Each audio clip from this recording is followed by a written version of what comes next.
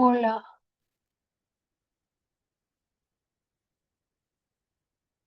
hola, hola. Ok.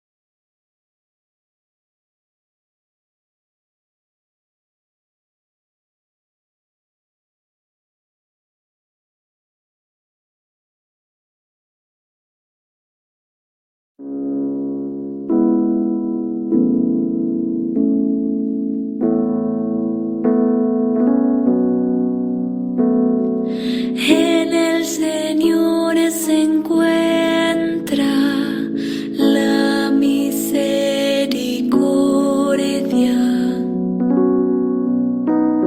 En el Señor se encuentra la misericordia. Desde lo más profundo te invoco, Señor. Señor, oye mi voz, estén tus oídos atentos al clamor de mi plegaria. En el Señor se encuentra la misericordia. Si tienes en cuenta las culpas, Señor, ¿quién podrá subsistir? Pero en ti se encuentra el perdón para que seas temido. En el Señor se encuentra la misericordia. Mi alma espera en el Señor y yo confío en su palabra. Mi alma espera al Señor como el centinela espera la aurora.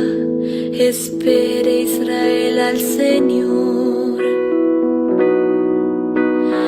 En el Señor se encuentra la misericordia, porque en Él se encuentra la misericordia y la redención en abundancia. Él redimirá a Israel de todos sus pecados. En el Señor se encuentra la misericordia. En el Señor se encuentra la misericordia.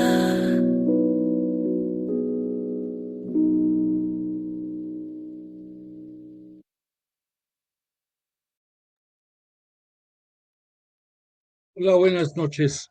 Qué gusto que nos volvemos a encontrar en nuestro espacio bíblico vía Zoom para continuar con nuestra reflexión y estudio acerca de las parábolas del Evangelio. Vamos comenzando como es debido todas las sesiones, dándole gloria y honor a Dios Padre a través de Jesús de Nazaret, y te invito a que de corazón abierto digamos todos juntos, en el nombre del Padre, del Hijo y del Espíritu Santo. Amén. Padre nuestro que estás en el cielo, santificado sea tu nombre, venga a nosotros tu reino, hágase tu voluntad en la tierra como en el cielo. Danos hoy nuestro pan de cada día, perdona nuestras ofensas, como también nosotros perdonamos a los que nos ofenden. Van empezando. No nos dejes caer en la tentación y líbranos del mal. Amén. Gloria, Dios te salve María, llena eres de gracia, el Señor es contigo, bendita eres entre las mujeres y bendito el fruto de tu vientre Jesús. Santa María, Madre de Dios, ruega por nosotros pecadores, ahora y en la hora de nuestra muerte. Amén. Gloria al Padre, al Hijo y al Espíritu Santo, como era en el principio, ahora y siempre, por los siglos de los siglos. Amén. E invocamos al Espíritu Santo y decimos: oh Espíritu Santo, don de Dios y fuerza de lo alto, fuente de agua brotante de vida eterna, desciende y mora en nuestros corazones. Haznos verdaderos adoradores del Padre. Condúcenos a la plenitud de la verdad y transfórmanos en testigos de Jesús para llevar su nombre hasta los confines de la tierra. Amén. Bueno, pues agradecidos con Jesús de Nazaret y con el poderoso Espíritu Santo, de que hoy, como todas las sesiones, están entre nosotros y nos ayudan a entender con toda la fuerza, con toda la intensidad, la palabra de Dios Padre, que gracias al ministerio público de Jesús conocemos todos nosotros. Disculpan, me repetí 2 veces el Ave María ahorita al empezar, me distraje un poco, discúlpame, pero te quiero dar una buena noticia. Tenemos ahorita entre nuestros oyentes, tenemos a Diana, una gentil dama de la parroquia de Santa María de los Apóstoles, que con mucho interés está acompañándonos esta noche. Le pedimos que ponga atención y ojalá y llene las expectativas que tiene acerca de nuestros cursos. Bienvenida, Diana. Gracias. Para ella y para todos los que nos acompañan, saben que para darle fluidez a las clases, no debiera de ser probablemente en atención a su escucha, pero les pedimos que cualquier duda o cualquier inquietud que tengan acerca de lo que vamos a decir esta noche, poco antes de que cerremos la clase, ponemos ahí los datos de mi WhatsApp y los datos de mi correo personal para que cualquier duda o cualquier inquietud que tengan la manifiesten ahí y que entonces logremos que el poco tiempo que tenemos para dar la clase tenga agilidad y podamos avanzar. Pero eso no quiere decir que no nos interese el conocer su opinión, sus dudas, sus preguntas, pero por favor vamos siguiendo ese orden. Bueno, pues esta noche, como siempre, tenemos una intención particular y este día 7 de julio del año 2026 tenemos una muy importante y especial. Le pedimos a Dios Padre misericordia a través de la intermediación de Jesús de Nazaret por los cismáticos de la religión cristiana católica apostólica. Te has de haber enterado que en la semana pasada, si no me equivoco, hubo un evento de ordenación de 4 obispos dentro del grupo sectario de los lefebreanos, esa secta que más o menos desde 1980 y tantos surgió dentro de la comunidad francesa. Hubo un sacerdote de nombre Marcel Lefebvre Lefebvre se pronuncia, creo, que yendo en contra de todos los acuerdos, con parte de los acuerdos, más bien dicho, originados en el Concilio Vaticano II, de darle nuevos aires a la iglesia, ellos se refugiaron en la iglesia tradicionalista y no dejaron de celebrar los ritos en latín de espaldas al público y otros detalles adicionales. En aquellos tiempos estaba al frente de nuestra iglesia el ahora santo San Juan Pablo II y los amonestó, los criticó y también los declaró cismáticos. Misma situación que ahora el Papa León XIV se vio obligado a hacer porque después de que los invitó a que guardaran el respeto y la obediencia a la Santa Iglesia Cristiana Católica Apostólica, pues hay un punto clave en todo esto, la autorización de la ordenación de obispos es una de las potestades que tiene el sumo pontífice desde el punto de vista que es él el que tiene que aprobar, el que tiene que palomear, el que tiene que decir sí a la ordenación de estos obispos que la tiene que hacer un cardenal. Entonces, todavía la víspera de cuando fue este acontecimiento, estaba enviando cartas invitándoles a que no lo hicieran porque es un desacato y era un ultrajamiento, decía el Santo Padre, a la vestidura, los vestidos de Jesús, nuestro Cristo y Señor. Sin embargo, ellos lo hicieron.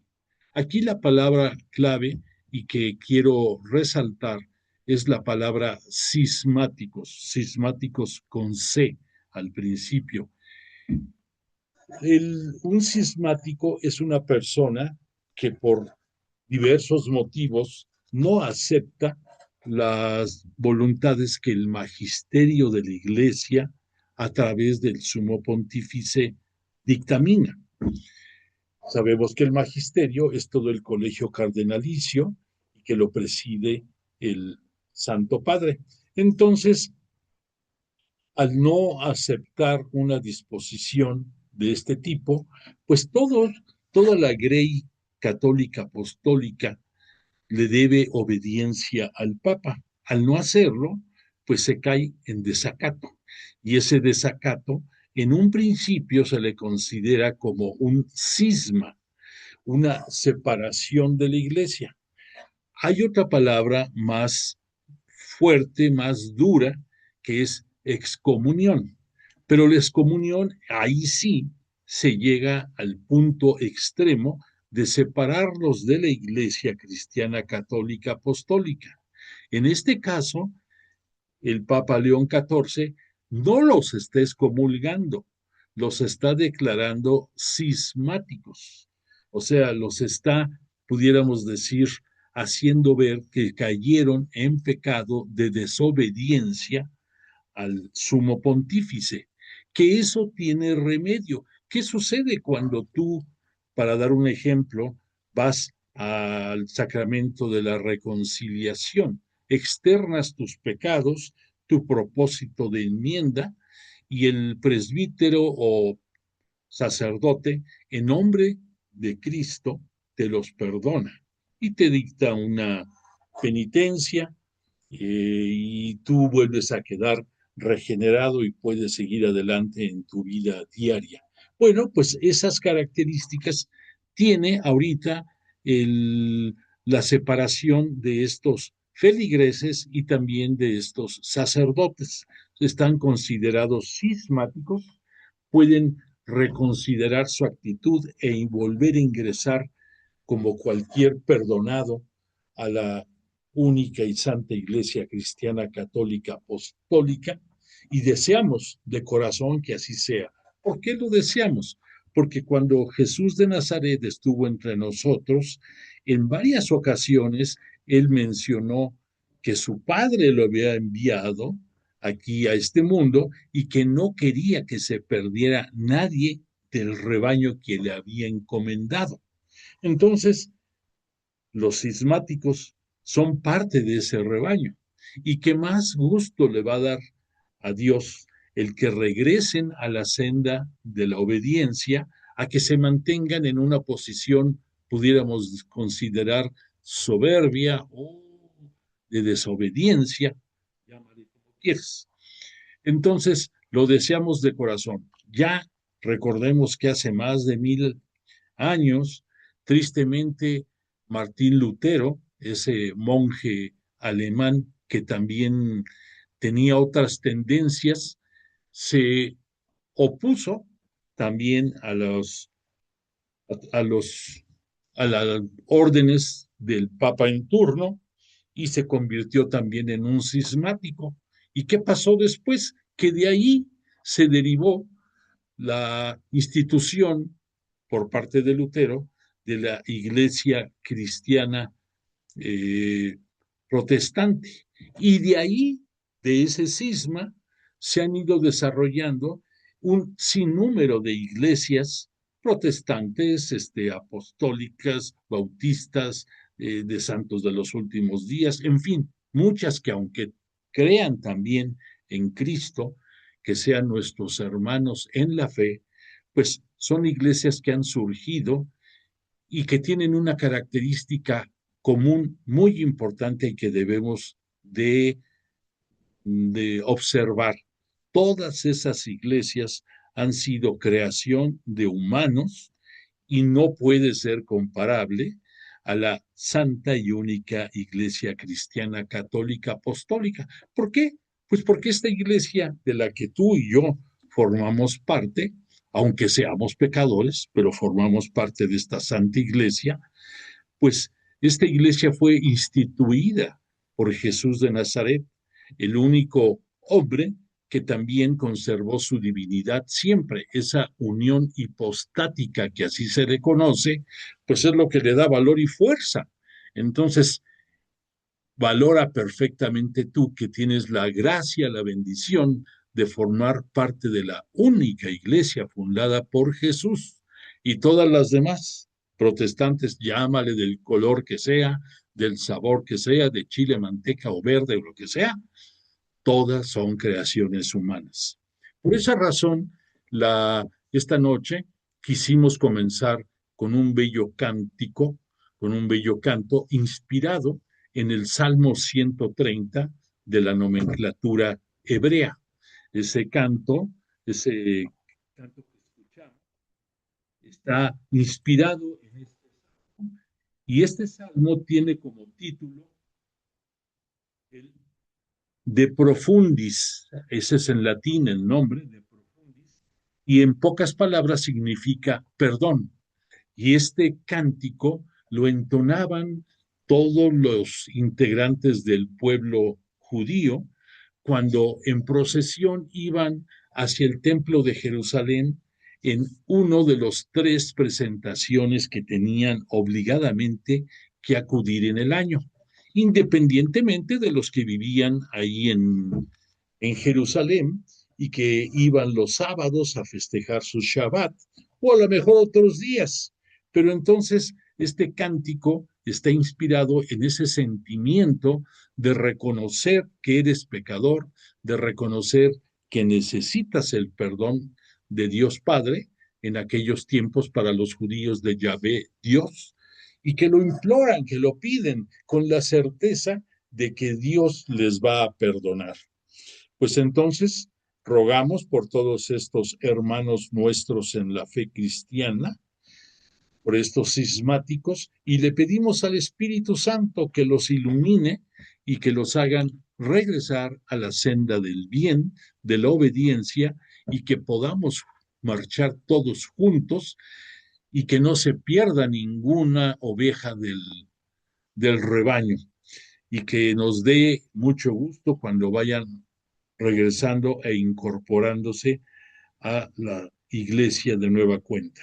Bueno, pues dicho lo anterior, quiero decirte que esta noche vamos a acabar de estudiar, de reflexionar tres parábolas más que tenemos que son de triple tradición.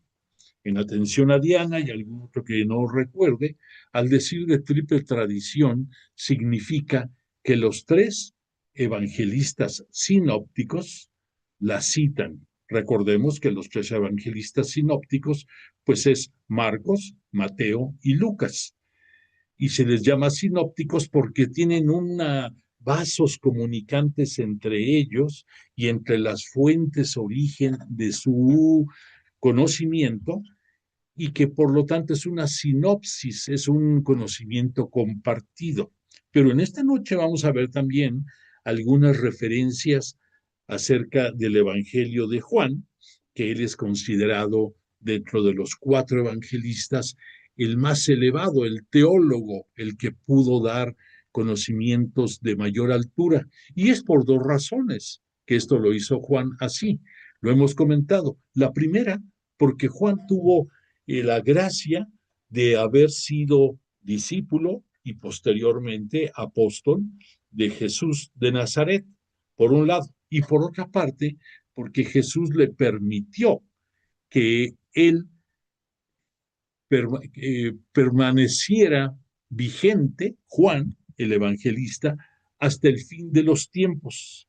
No quiere decir esto que Juan iba a vivir, que nunca iba a morir. Como cualquier mortal, pues también le llegó la hora de que tuvo que colgar los tenis, como decimos nosotros, y murió. Pero el Evangelio de Juan es el que perdura hasta el fin de los tiempos dentro de la Sagrada Escritura. Entonces se volvió realidad eso de que Juan iba a permanecer hasta el fin de los tiempos. Bueno, pues dicho ya esto, te quiero recordar que en la clase pasada estuvimos analizando, reflexionando acerca de dos parábolas también de triple tradición, de Marcos, Mateo y Lucas. Vimos la parábola de los viñadores homicidas y también vimos la parábola de la higuera. Tengo 2 que 3 puntos de reflexión acerca de estas parábolas, pero quiero dejarlo como para el cierre de esta clase.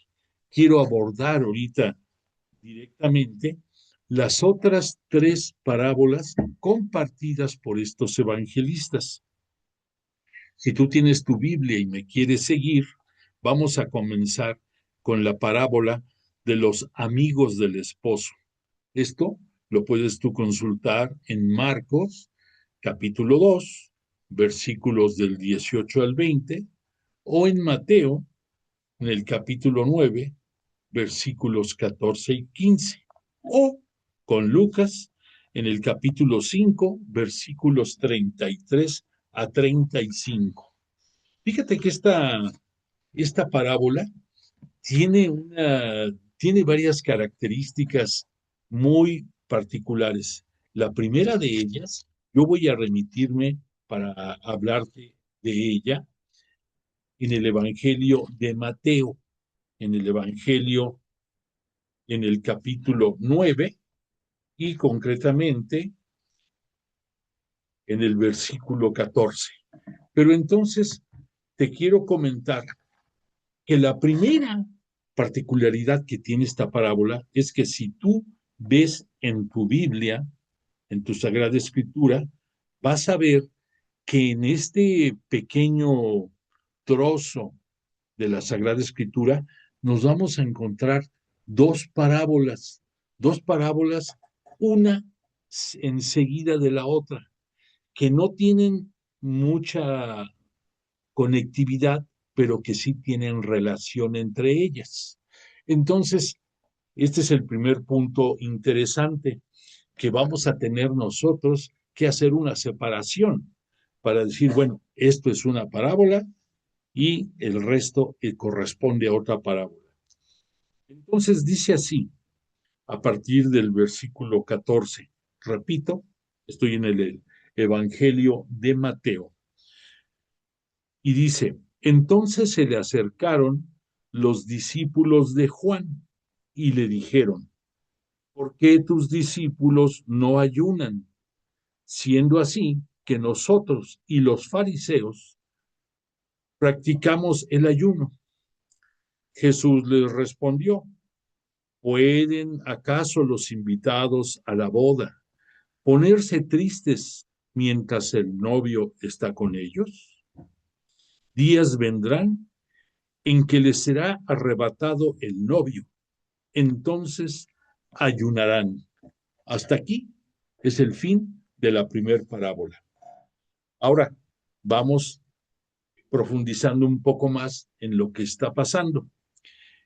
Las diferencias escriturísticas entre la forma en que lo aborda Mateo, Marcos y Lucas son parecidas, pero hay detalles que los vamos a mencionar ahorita un poco más adelante. Por cierto, esta parábola es una de las que hemos visto que en los evangelios, creo que en el día de hoy o ayer hablaban de esta parábola. Y, y entonces, pues está actualidad, es de actualidad para nosotros, no solamente por lo que dice la parábola, sino porque coincide con el evangelio que se leyó, creo que hoy o ayer, ¿no? El punto está ahorita en que hay tres personas que le van a preguntar a Jesús acerca del mismo tema, pero que quienes van a hacer la pregunta vienen de diferentes grupos. En este caso, Mateo nos dice, los discípulos de Juan. ¿De cuál Juan? Pues Juan Bautista. Juan Bautista, él recuerda que él mismo se proclamaba la voz que grita en el desierto. Él fue una un personaje que consciente de que venía antes de Jesús para anunciar su buena nueva y sabiendo que tenía que él aminorarse, achicarse para que Jesús creciera, este Juan estuvo entre la secta del grupo de los esenios. Los esenios eran personas que vivían en el desierto, así como un ermitaño vive en la montaña, pues los esenios vivían en cierto lugar cercano a Jerusalén y ahí tenían una comunidad en la cual se dedicaban al estudio, a la transcripción de los textos bíblicos, hacían cerámica y otras cosas para sostenerse, y ahí vivían pensando que en el desierto es donde hay un encuentro más profundo con Dios. Y no estaban tan equivocados, ¿eh? Tú has de escuchar por ahí que hay ciertos grupos actuales dentro de la iglesia, para serte exactos, los que seguidores del padre Larrañaga, ese sacerdote español, que hacen luego reuniones que le llaman desiertos, y es porque dicen que allí puedes tú eh, tener una comunicación más estrecha con la divinidad. Bueno, por esa razón, nada más coincidencia, te comento que los discípulos de Juan, porque tenía Juan seguidores, bastante nutrido su grupo. Es más, este, los primeros discípulos que reclutó Jesús, que viene siendo Andrés, el hermano de Pedro, él era de los seguidores de Juan Bautista. Y cuando Juan Bautista, refiriéndose a Jesús, les dijo, ese es el Cordero de Dios, el que quita el pecado del mundo, y yo lo vi bajar al Espíritu Santo sobre las aguas del Jordán, cuando fue el momento en que bautizó, pudiéramos decir, Juan a Jesús, que sabemos que fue un acto de purificación al estilo judío. Mas, sin embargo, la finalidad era el que te renovaras como persona, que dejaras el pecado, que dejaras una vida licenciosa y que te hicieras el propósito de corregirte. Bueno, eso en pocas palabras era el acto de purificación a los cuales muchos judíos acudían y que Juan lo administraba y que por esa razón también lo hizo con Jesús. Bueno, pues entonces tenía Juan seguidores y algunos del grupo de seguidores de Juan son los que le increpan a Jesús y le preguntaron, ¿por qué tus discípulos no ayunan? Siendo así que nosotros y los fariseos practicamos el ayuno. Aquí entra el siguiente grupo eh, narrado en esta parábola, los fariseos. ¿Quiénes eran los fariseos? Pues los fariseos era un segmento dentro del judaísmo de los ortodoxos, entre comillas, pudiéramos decir, dentro del judaísmo. Al decir la palabra ortodoxo, significa que son los que no permiten cambio alguno o que se resisten a esos cambios. Entonces, dentro de la comunidad judía, ellos pensaban que el ayunar con frecuencia, por otro lado, el orar en el templo y y por último ingrediente, el dar limosna, eran los tres ingredientes necesarios para que ellos pudieran ser admirados, pudiéramos decir, bien vistos dentro de la comunidad judía y se sentían cumplidores de las normas y que hay en además del decálogo de los 10 mandamientos, las normas que comprenden el judaísmo. Ya hemos hablado que estas normas es una cantidad exorbitante de más de 300 normas que tienen que respetar, que tenían que respetar los judíos y que todavía los judíos actuales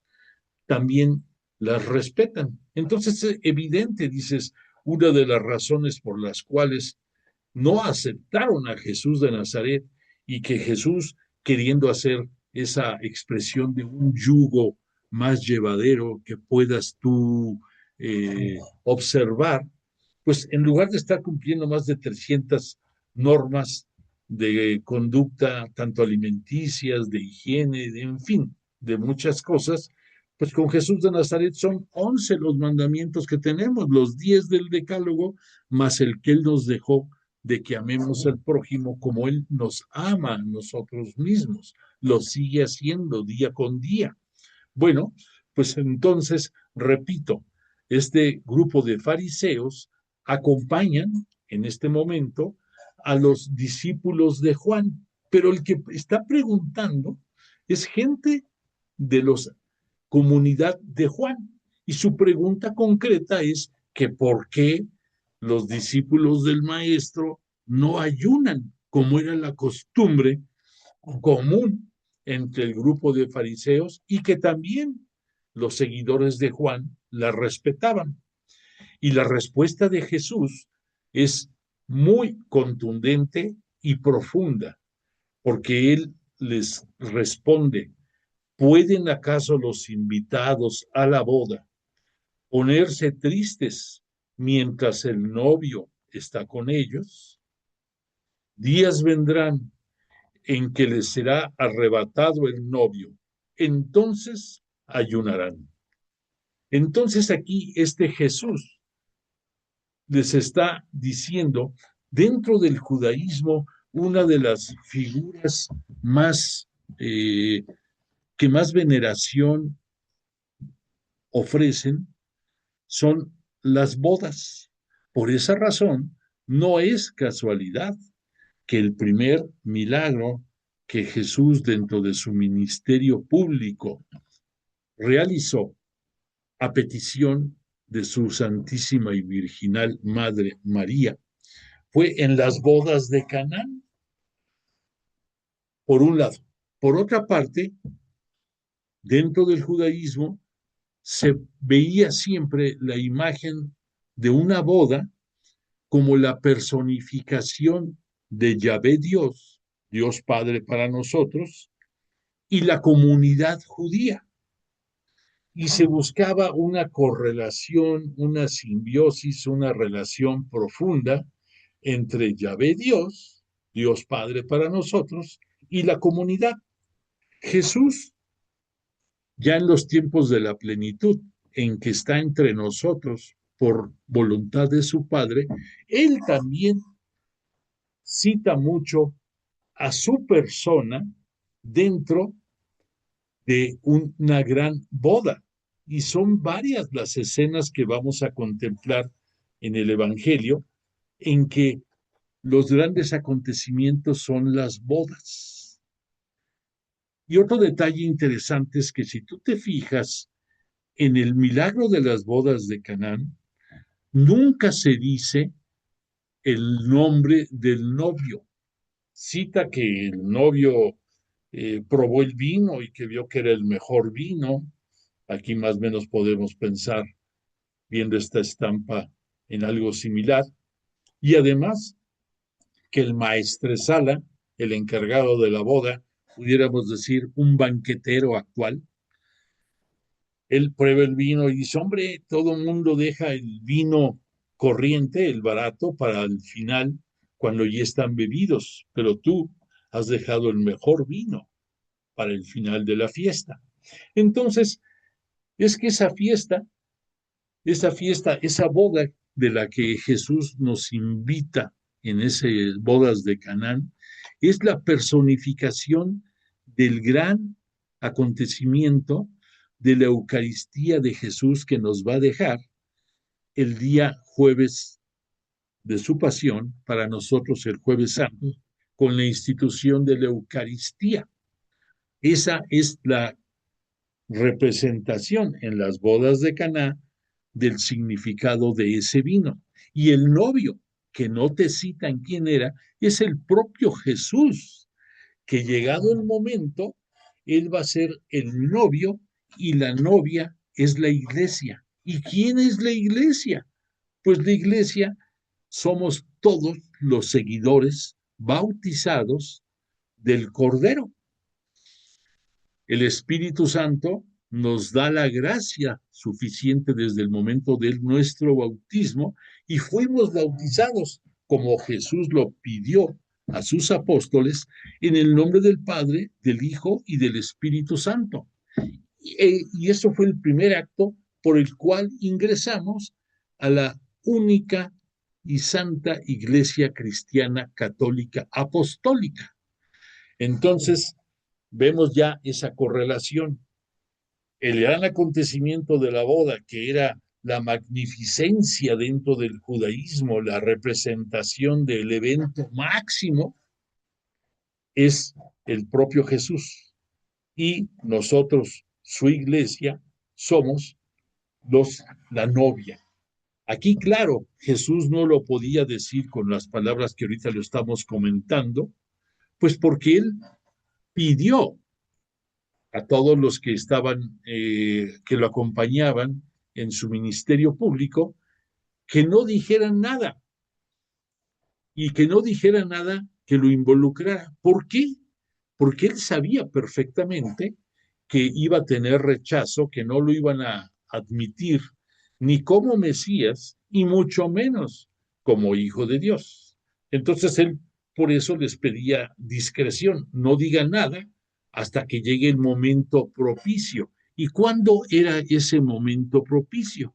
Pues después de su crucifixión, de su muerte y de su gloriosa resurrección.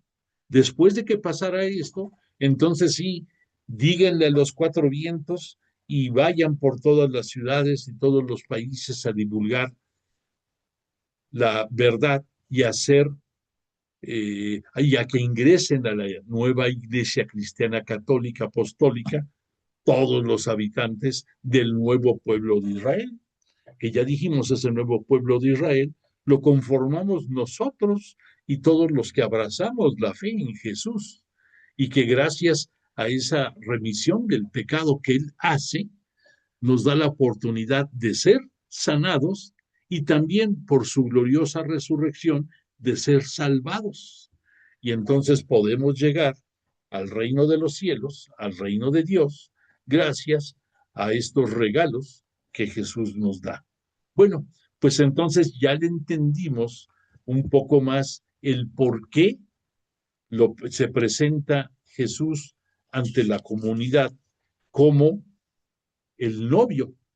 Y ya entendemos ahora por qué nosotros somos la iglesia, somos la novia. Ahora, quiero decirte para cerrar este comentario, ¿qué significaba dentro del judaísmo? ¿Cómo era el ritual? ¿Cómo era el rito de una boda? Bueno, pues aquí en la casa de la novia se originaba la primera parte de este momento del casamiento, de la boda entre los amantes novios que decidieron formar una unidad aparte. Y entonces, llegado ya el momento de después de la pachanga, pudiéramos decir, de todo lo que hubo, en que la novia era acompañada por sus damas, por su corte de honor, si tú quieres, por sus amigochas, por sus allegadas, y la iban a llevar a la casa del novio. Por otra parte, el novio estaba con sus amigos reunido, no en su casa, estaba en otro lugar. ¿En cuál? En el que tú quieras, en casa de otro amigo, no sé, imagínate el que te agrade a ti. Y después, las mismas damas de la novia iban, y como ya era tarde noche, con antorchas iban acompañando al novio, y ya el novio llegaba a su casa o a la casa de sus padres, como era común, y ya la novia le estaba esperando el arribo de su amado consorte. Entonces, de ahí podrás entender mejor el simbolismo y las palabras que aquí nos cita el evangelista, cuando dice, ¿pueden acaso los invitados a la boda ponerse tristes mientras el novio está con ellos? Pues no, si tú estás en la pachanga, pues no vas a estar triste, vas a estar disfrutando el momento, compartiendo algún alimento, quizás una bebida, y ya después de que pase ese momento, ya retomarás tus costumbres, y como en el caso de este grupo de fariseos, ayunarán, o piénsalo en los momentos actuales nuestros, sería algo muy similar, pero piénsalo reflexionando acerca de la persona de Jesús de Nazaret. Él les dice, días vendrán en que les será arrebatado el novio, entonces ayunarán. Y aquí está la clave de la parábola. Les arrebatarán al novio. ¿Cuándo nos arrebataron a nosotros a Jesús de Nazaret? Pues ¿En la cuando fue crucifixión? No. en la crucifixión, exactamente. Ahí fue. Entonces, después de ese momento, obvio, todos sus apóstoles y muchos de sus discípulos lloraron amargamente este acontecimiento y recuperaron la felicidad cuando se dio la gloriosa resurrección, que gracias a eso Jesús es glorificado de nueva cuenta por su Padre y sentado a su derecha. Bueno, ya entendimos ahorita mejor los ingredientes de esta respuesta de Jesús. Ahora, nada más para cerrar esto, ya vimos cómo lo describió Mateo. ¿Cómo lo va a describir este Marcos? Dice, y estaban los discípulos de Juan y los fariseos ayunando. Llegan y le dicen, ¿por qué los discípulos de Juan y los discípulos de los fariseos ayunan, mas tus discípulos no ayunan? Aquí si tú ves nada más la diferencia, cita los mismos grupos, pero no dice quién hace la pregunta. Nada más citan, estaban seguidores de Juan y seguidores de los fariseos. Mateo ya vimos que sí señala a alguien que hace la pregunta, los discípulos de Juan. Y en el caso de Lucas, como no lo expone Lucas, dice, mas ellos le dijeron, los discípulos de Juan ayunan frecuentemente y hacen oraciones. Igualmente también los de los fariseos, mas los tuyos comen y beben. O sea, aquí está más fuerte el comentario, porque también aquí nos dice que los discípulos, tanto de Juan como de los fariseos, además de ayunar, hacen oraciones, mas los tuyos comen y beben. Hemos visto que en algunos momentos en la Sagrada Escritura nos citan que era criticado Jesús en cuanto a su costumbre de compartir con toda la gente, y dentro de toda esa gente se encontraban menesterosos, se encontraban gente necesitada y de todo tipo social, y que en muchos momentos también gente de alto nivel como los grupos fariseos y otros grupos de influencia y de poder lo invitaron, pero algunos lo tildaban: oye, tus discípulos o tus acompañantes ni se lavan las manos, están aquí bebiendo y comiendo, pues ¿cómo está eso? Tenemos, tenemos muchas normas de higiene dentro del judaísmo y ellos no hacen nada. ¿Y qué? ¿Y qué les responde Jesús? Algo basado en esto. Ya llegará el momento en que ellos ayunen, cuando se les arrebate el novio. Entonces, nos queda claro cuál es el fondo de esta parábola. Por lo tanto, Perdón que te interrumpa, tengo una duda, o sea, el ayuno, ¿cuál es el significado del ayuno? ¿Por qué se ayuna? O... bueno, te lo voy a comentar rápido. El ayuno se hace como una mortificación física a tu cuerpo para que sientas una necesidad de alimento. Es un castigo que te infliges tú para mostrar una, pues sí, una misericordia, pero en aquellos tiempos era muy común que se hiciera cuando menos una o más veces a la semana. Nosotros, cuando lo hacemos, pues solamente en la época fuerte de la Semana Santa y, y, en la, por la Navidad también, pero no O lo sea, hacemos por o sea, se costumbre. hace por castigo, no es por entendimiento, más tener un mayor entendimiento a los acontecimientos. No es un castigo, porque es una decisión que tú tomas. Si tú quieres Ujú. decir castigo a lo que tú haces con tu cuerpo, pues le puedes llamar castigo, pero no sería así. En realidad es únicamente una forma de, pudiéramos decir, de provocarte tú mismo una necesidad que te lleve a comer después y a ser agradecido por los alimentos que Dios te permite. Ok. Pero te repito, no es castigo. Ahora, quiero nada más decirles, para cerrar este capítulo de esta parábola, lo que Juan en su evangelio nos dice acerca de este momento. Juan en su capítulo 3, en su versículo 29, va a decirnos claramente: el que tiene a la novia es el novio, pero el amigo del novio que está presente y le oye, se alegra mucho con la voz del novio.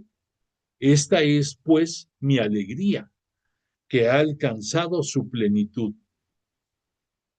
Ahí, Juan nos deja ya una explicación más amplia acerca de este momento que abordamos en esta parábola.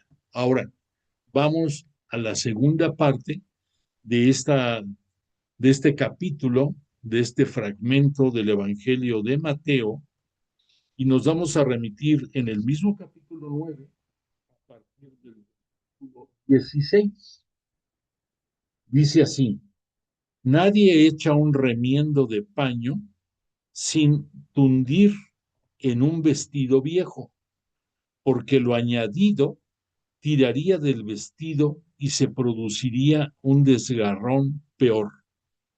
ni tampoco se echa vino nuevo en pellejos viejos, pues de otro modo los pellejos revientan y el vino se derrama, y los pellejos se echan a perder.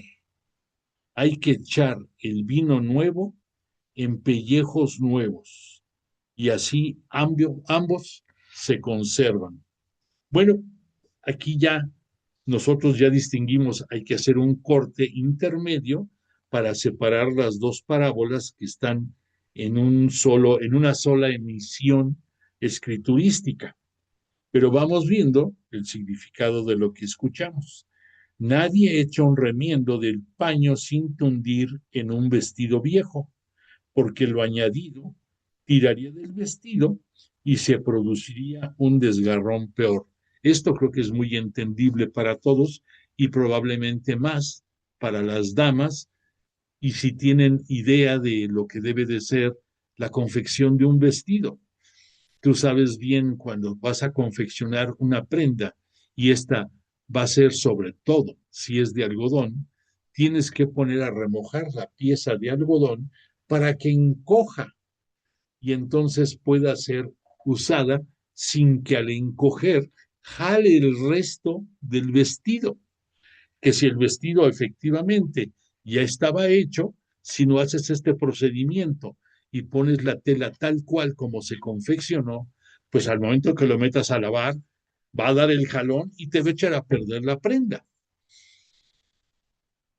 Y después dice el evangelista, Mateo en este caso, ni tampoco se echa vino nuevo en pellejos viejos, pues de otro modo los pellejos revientan y el vino se derrama, y los pellejos se echan a perder.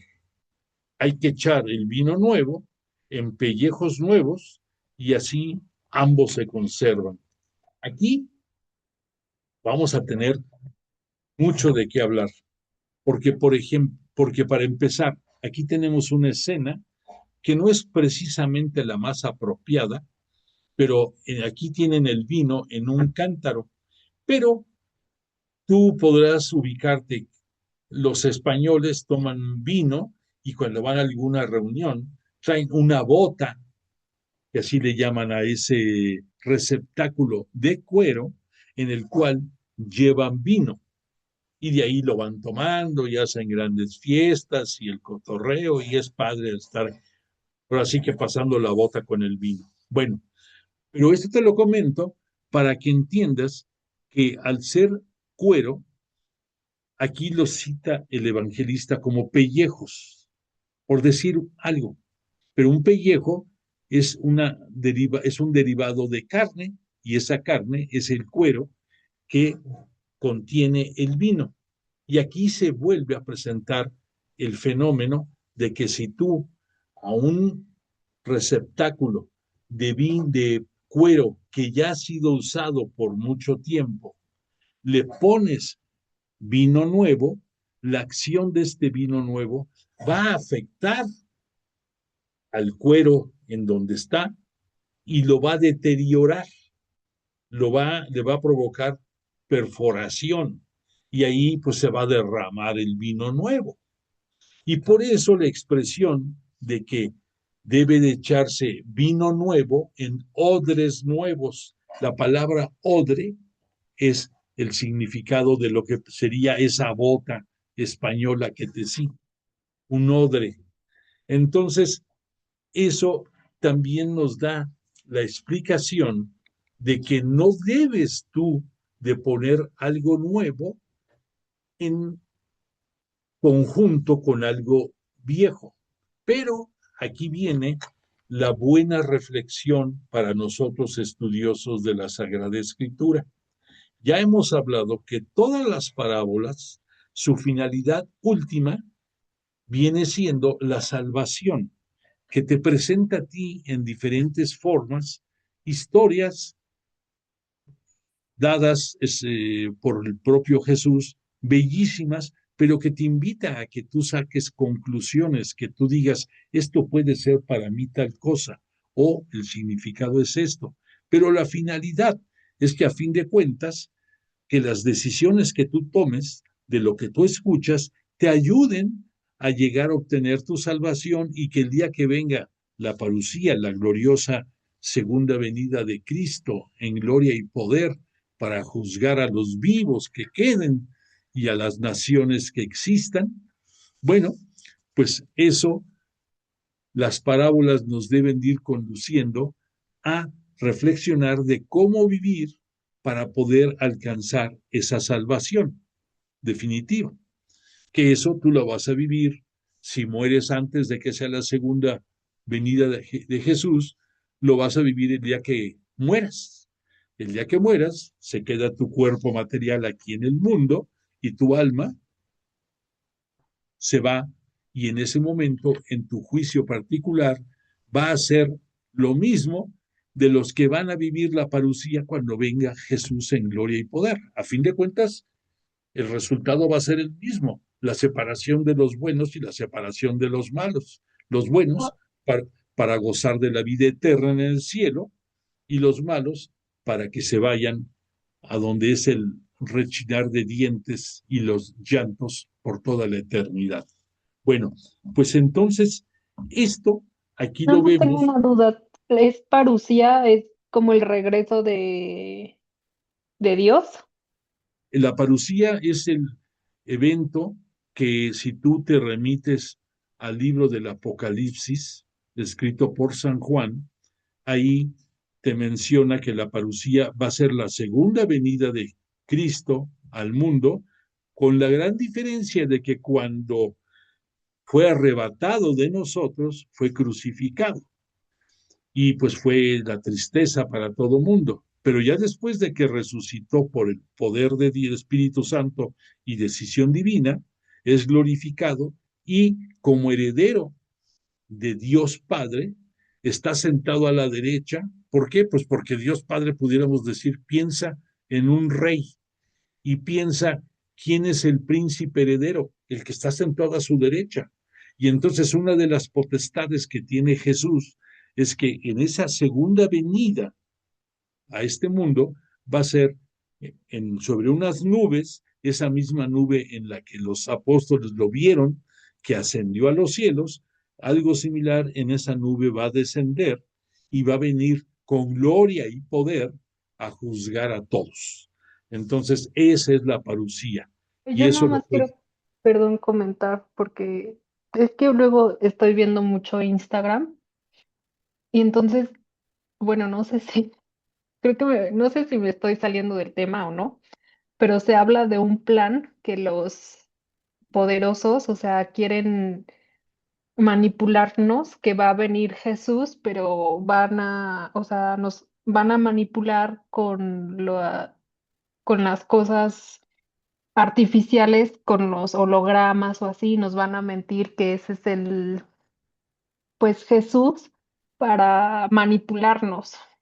mira, eh, dos cosas. La primera, si tú quieres aprender eh, las Sagradas Escrituras, tu única fuente que te alimente debe de ser la Sagrada Biblia. Puedes encontrar muchas ediciones si tú tienes cuidado de que la Biblia que tú en la que estudies tenga la autorización eclesiástica de que en la primera hoja viene o en la última de la edición en que viene la autorización para que se imprima, para ti será la garantía de que el contenido es verdadero y apegado a la Sagrada Escritura. Fuera de eso, olvídate de estar viendo publicaciones como lo que tú dices de Instagram y otras más, porque lo único que van a hacer es confundirte. Entonces, no puedes tú alimentarte de fuentes que no son, que no tienen la autenticidad de la Sagrada Escritura, porque te puedes confundir y te pierdes en el camino. Entonces yo te invito Sí, a que gracias. te bases en tu Biblia y que si tienes dudas, esta es la segunda parte, como yo comenté en el principio, te vamos a poner, es más, lo voy a poner Ay, aquí, perdóname, sí, lo voy a ya, poner aquí ya estaba ahorita, yo interrumpiéndote, no, interrumpiéndote, no por eso ya, sabía. te voy a poner aquí esta lámina en el que están mis datos, tanto telefónico como de mi mail, y por supuesto en el teléfono también tengo WhatsApp.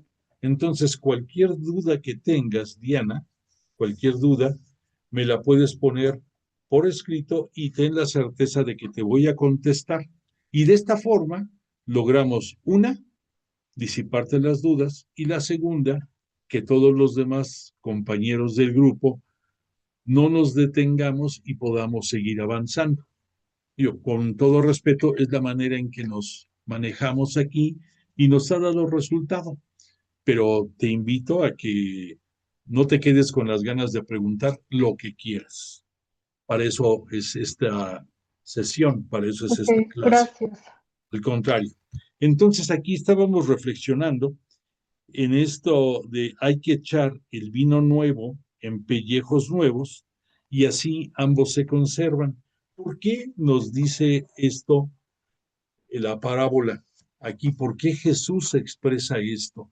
Bueno, pues recuerda que el judaísmo nació dentro de la voluntad divina de Yahvé Dios, Dios Padre para nosotros, en el monte Sinaí, cuando Moisés, después de haber hecho una consulta con todos los israelitas y decirles, Dios los va a hacer pueblo de su propiedad exclusiva, si ustedes nada más lo reconocen a Él como Dios y le brindan culto.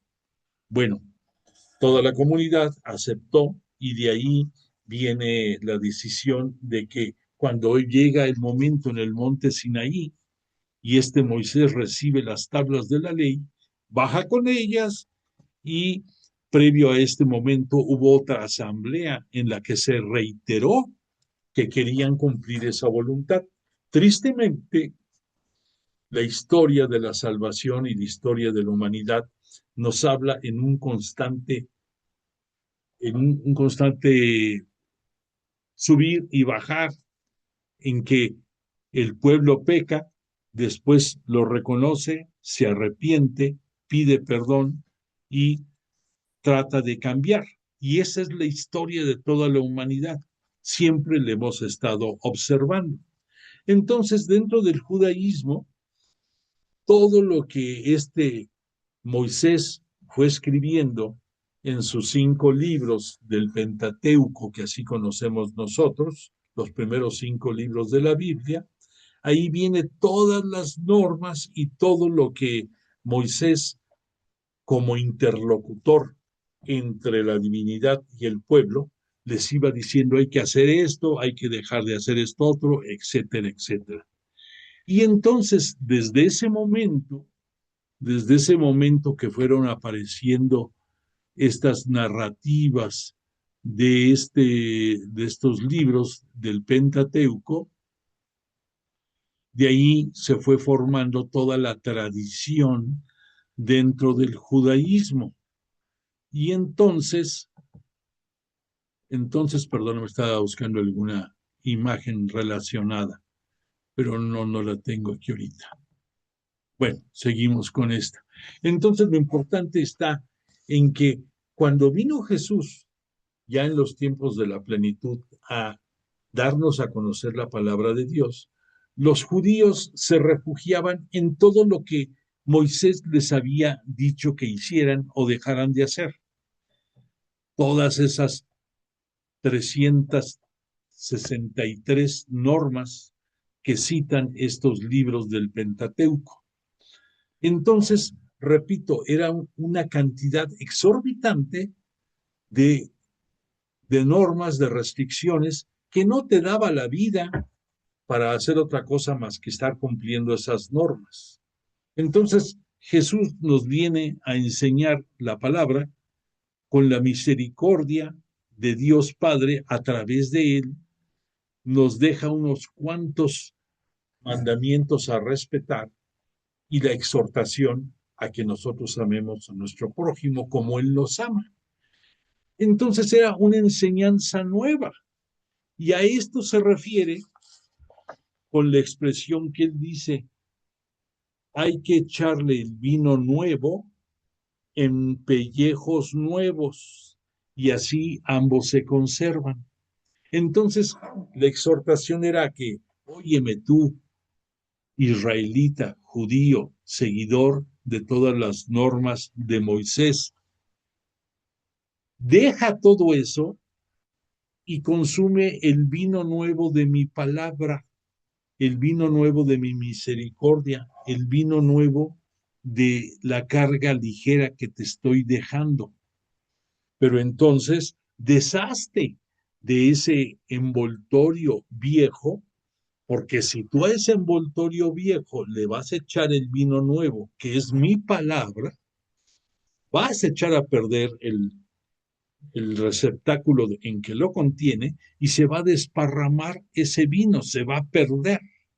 Entonces, el vino nuevo que yo te estoy ofreciendo, consérvalo en el envase apropiado para que no se degrade y lo aproveches. Tú podrías decir, bueno, y ese envase o ¿dónde voy a guardar el contenido de la enseñanza de Jesús? Pues muy fácil, vas a guardarlo porque Él desde tu creación te dio libre albedrío y te dio inteligencia.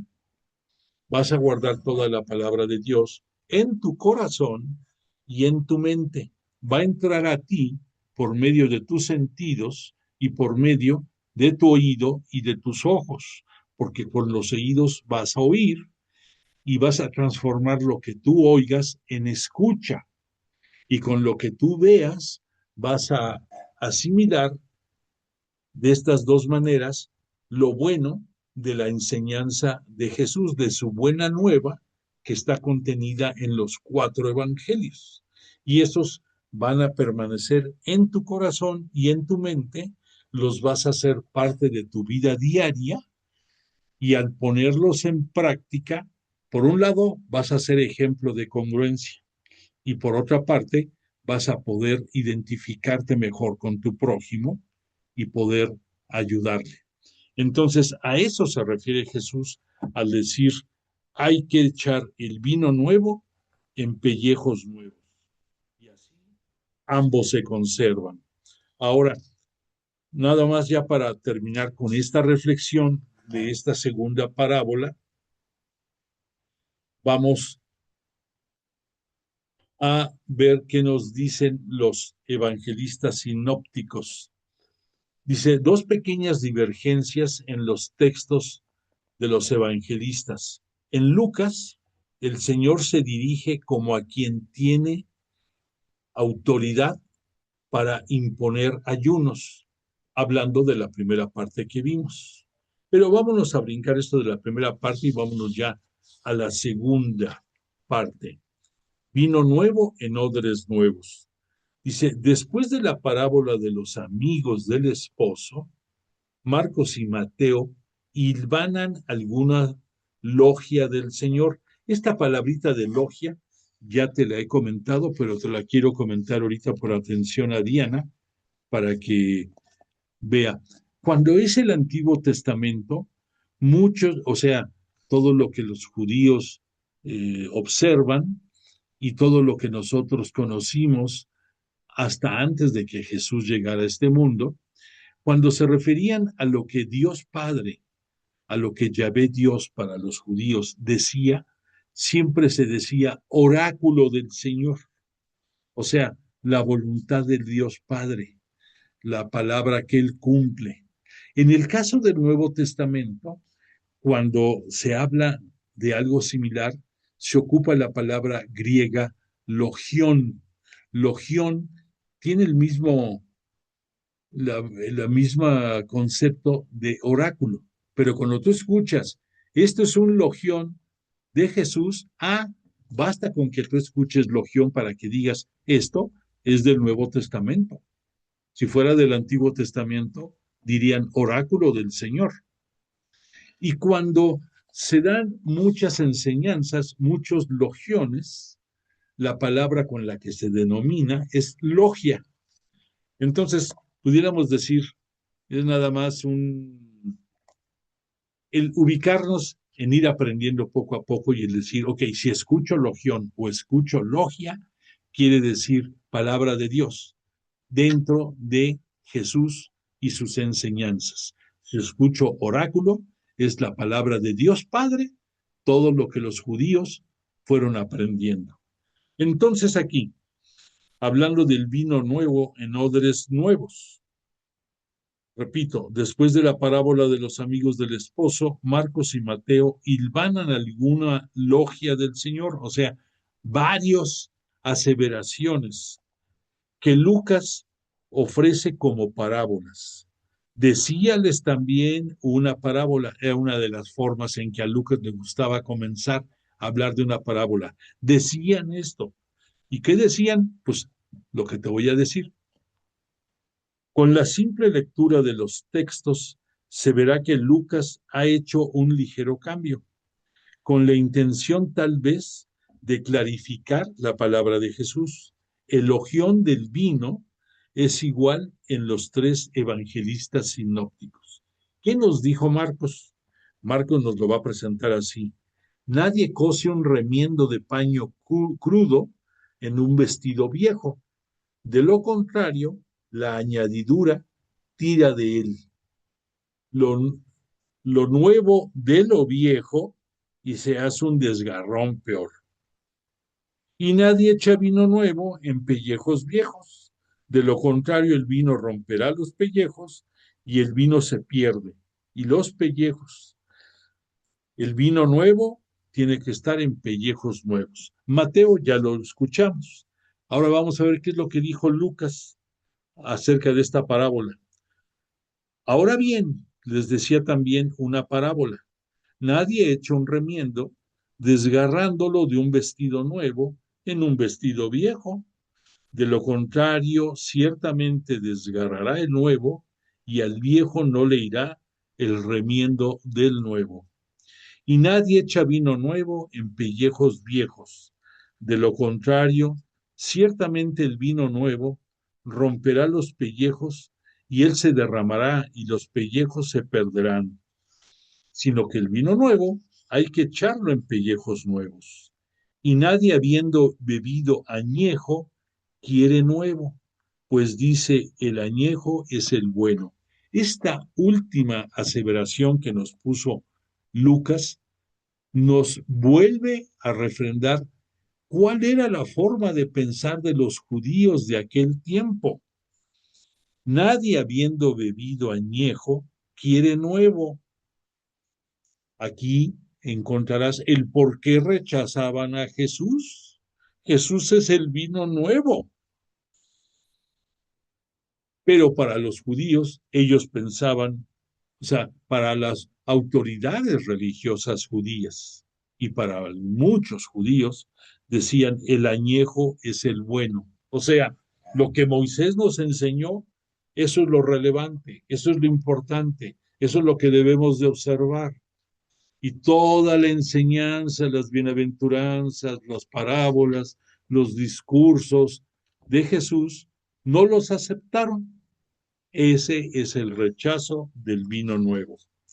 El sentido global de estos, fíjate, de estos dichos de Jesús, aquí, esto me encanta porque hemos estado viendo parábolas, pero nunca habíamos visto la descripción de los dichos de Jesús.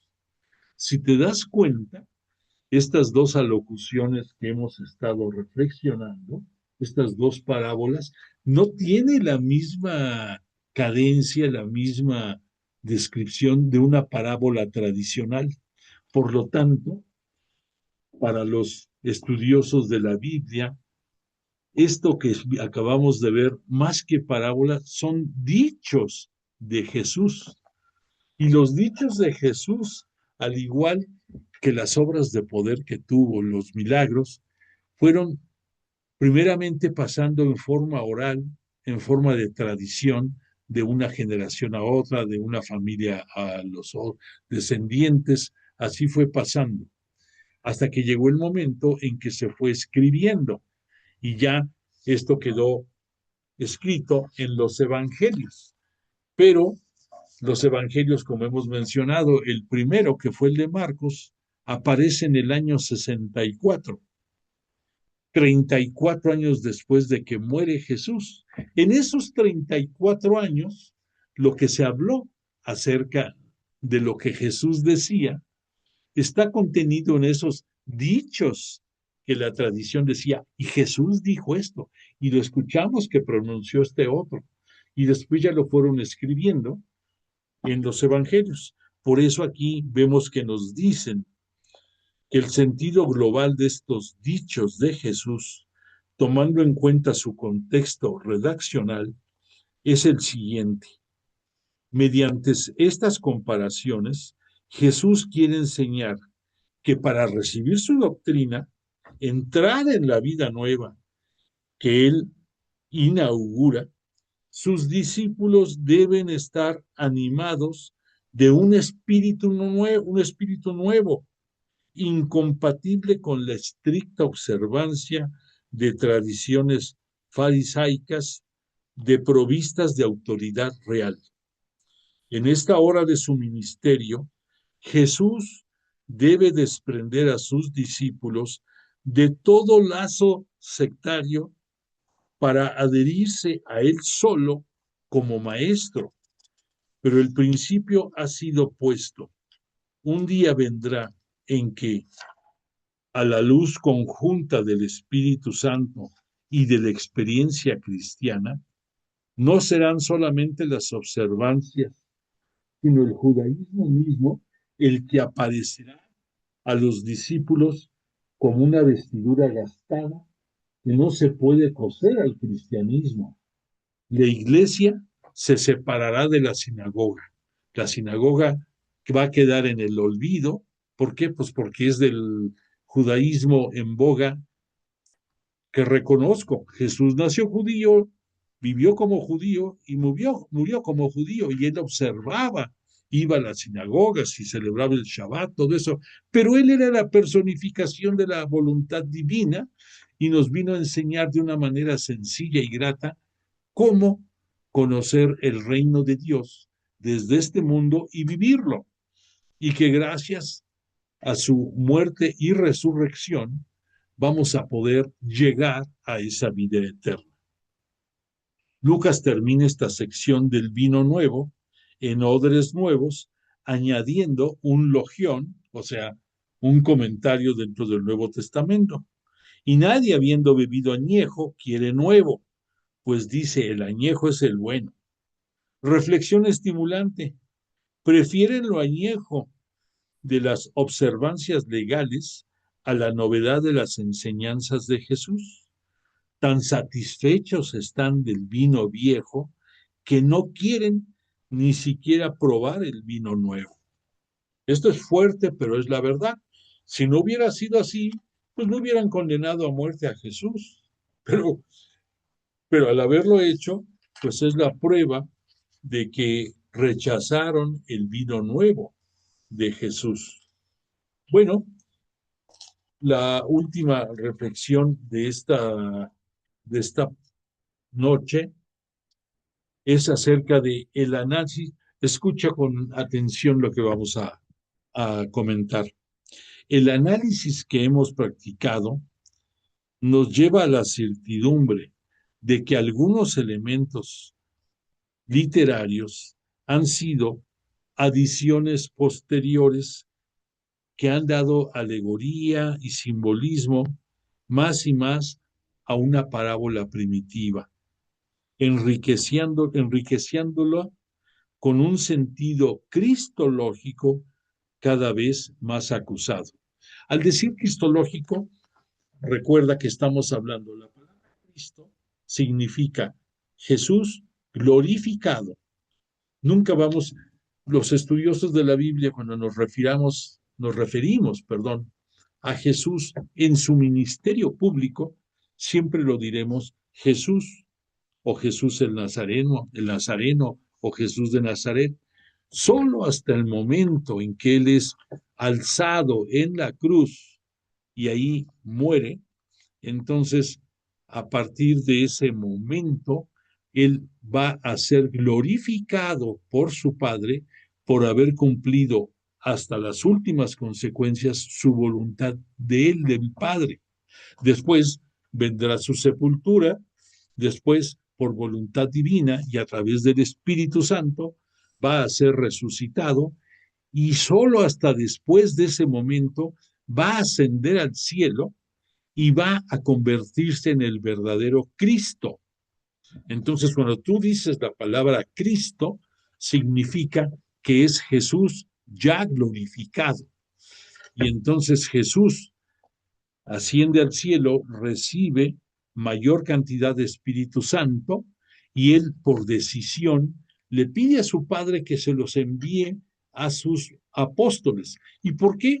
Porque Jesús se los prometió. Recordarás que después de su gloriosa resurrección, en sus apariciones, les dice a sus apóstoles, lo primero que hace, se presenta en el cenáculo, donde estaban refugiados por miedo los apóstoles, y sopla sobre ellos y dice, reciban el Espíritu Santo, y todo lo que perdonen en la tierra será perdonado en el cielo, y lo que no perdonen en la tierra tampoco será perdonado en el cielo. Y ahí está el sustento en parte de lo que vimos cuando abrimos la sesión de hoy y hablamos de León XIV y los cismáticos. Desde el momento en que Jesús a Pedro le dice, Pedro, tú eres roca y sobre ti constituiré mi iglesia y el mal no prevalecerá sobre ella.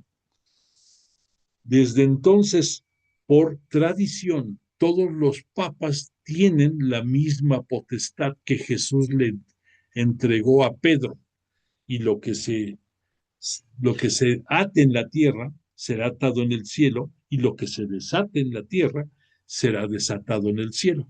Por eso la importancia de la misericordia necesaria para los cismáticos, con lo que abrimos esta noche la sesión. Pero entonces, después de esa clarificación, Jesús sabía que sus apóstoles no habían entendido con la profundidad de vida todo lo que les enseñó y necesitaban la gracia del Espíritu Santo. Por eso, cuando su Padre se lo otorga en el cielo, Él le pide, oye, mándaselo a mi gente porque no dan pie con bola para que entiendan bien todo. Y el Espíritu Santo entonces actúa sobre ellos, al igual que en ti lo hace desde el momento de tu bautismo. Entonces, gracias al Espíritu Santo que Jesús nos presenta, que Jesús nos deja todos los días, podemos tener la asistencia divina a través del Espíritu Santo. ¿Por qué? Porque sabemos que Dios Padre y que Jesús están en el cielo, están en el reino de Dios y desde ahí están cuidando de todos nosotros. Pero quien nos trae los mensajes de Dios y de Jesús, nuestro Cristo y Señor, es el Espíritu Santo. Por eso la exhortación a que tú todos los días, en diferentes momentos, digas, Espíritu Santo, ven, ilumíname, quítame la cerrazón que traigo y ábreme de par en par mi corazón y mi mente a través del Espíritu Santo. ¿Y qué hace el Espíritu Santo? Pues su palabra te lo dice, hace santos. Entonces, si tú quieres ser santo, si quieres tener elementos de bondad, misericordia, gracia, tienes que tener tu ser lleno de Espíritu Santo y el Espíritu Santo te va a hacer santo. Bueno, entonces la comparación parece haber sido la siguiente. Dios plantó una viña y la entregó al pueblo de Israel. Esto es cerrando con la parábola que vimos en la sesión pasada de los viñadores. Aquí vamos a ver una pequeña reflexión que junto con lo que esta noche hemos hablado nos va a enriquecer y aclarar muchas cosas.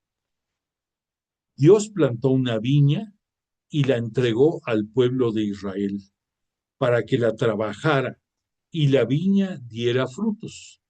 Envió en algunas ocasiones mensajeros para que recogieran frutos, pero fueron maltratados por los labriegos, o sea, los profetas fueron maltratados por los judíos. Ha enviado ahora Dios a su Hijo, a Jesús, el heredero, pero lo matarán. Ante tales hechos, Dios castigará a los primeros trabajadores, o sea, a los judíos. Les quitará la viña, o sea, les quitará todas las enseñanzas y que no van a desaparecer, obvio, pero va a sustituirla por la palabra de su Hijo, de Jesús, que Jesús vino únicamente a enseñarnos todo lo que Dios Padre quiso. Por lo tanto, podemos decir, Dios Padre se renovó y lo que a través de Moisés conocieron todos los judíos, nosotros a través de Jesús vamos a modernizar, vamos a actualizar y vamos a vivirlo. Entonces, todo eso que les había dado a sus primeros trabajadores, a los judíos, se los va a quitar. ¿Por qué? Porque les va a quitar esa viña. ¿Por qué? Porque maltrataron a sus profetas, porque mataron a su hijo, porque lo sacrificaron, lo crucificaron y hasta fuera de la ciudad, ni siquiera dentro de la ciudad. Su tierra, su reino, sus posesiones, el reino de los cielos, todo eso se los va a dar a otros que la cultiven. ¿Y quiénes son esos otros que la van a cultivar? Pues somos todos nosotros los integrantes de la nueva alianza, los integrantes del nuevo pueblo de Israel.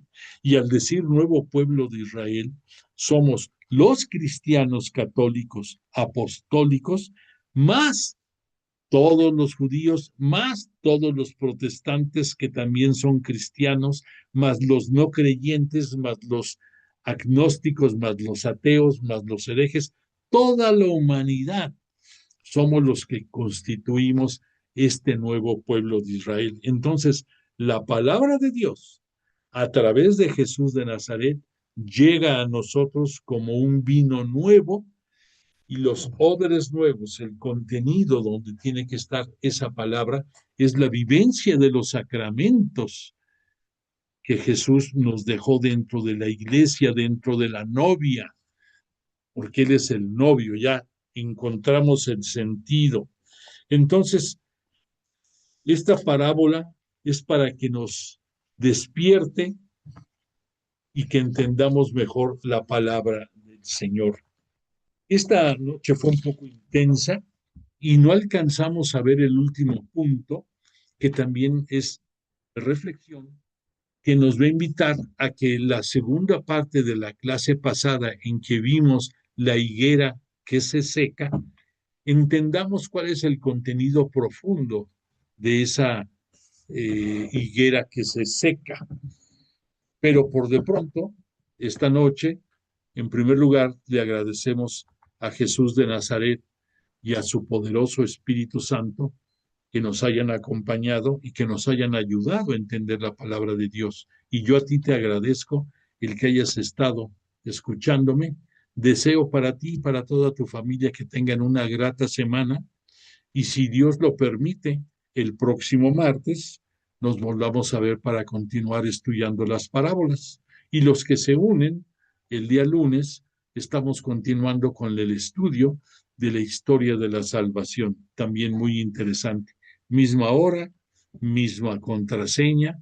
Entonces, pues ojalá y podamos seguir avanzando. Y recuerda que te invito a que a mi WhatsApp mandes cualquier mensaje, hola, buenas noches, lo que tú quieras, o si tienes alguna inquietud que me la pongas ahí para que yo te dé contestación y eso sirva como constancia de tu asistencia. Y aquí te dejo, te pongo por un minuto todos los cursos que tenemos subidos a YouTube, que son las grabaciones de las clases como esta que hoy tuvimos. Y después de esto, déjame ponerte la canción de cierre de esta noche y de nueva cuenta, gracias de tu presencia. Que descanses.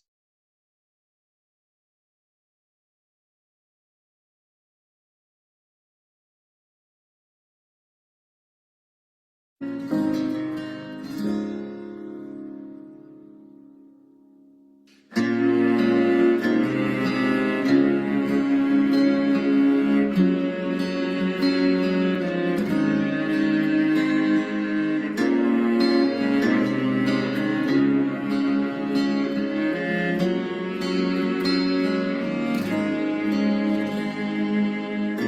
confesé mi fe ante ti,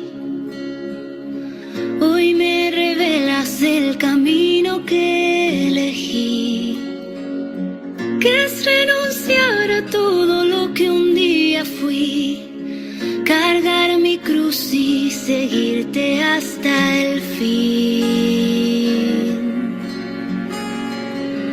Y en esta vida junto a ti me enseñas que no solo se trata de mí, me invitas a que abra el corazón para mirar al otro y ver en su interior lo que lo hace sufrir,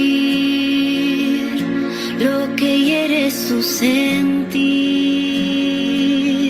lo que le quita la paz, lo que no puede cargar. Y tú me dices, anímate a salir de ti, a morir a ti, oh, anímate a cargar tu cruz, ven y sígueme, oh, anímate a perderte en mí una y otra vez, oh, anímate a que tu vida sea respuesta de amor.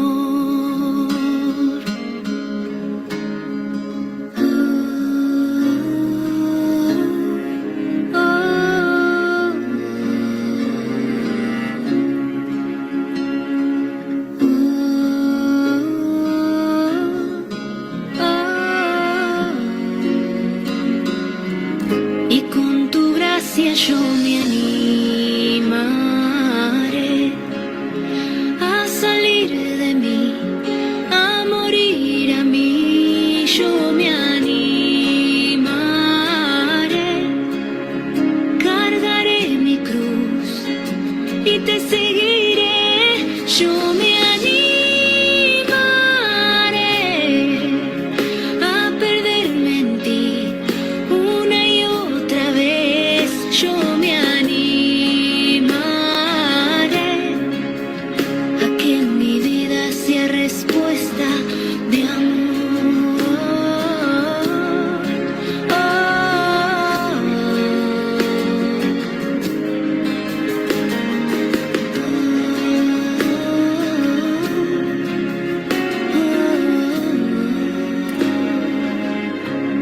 Yo quiero que en mi vida sea respuesta de amor.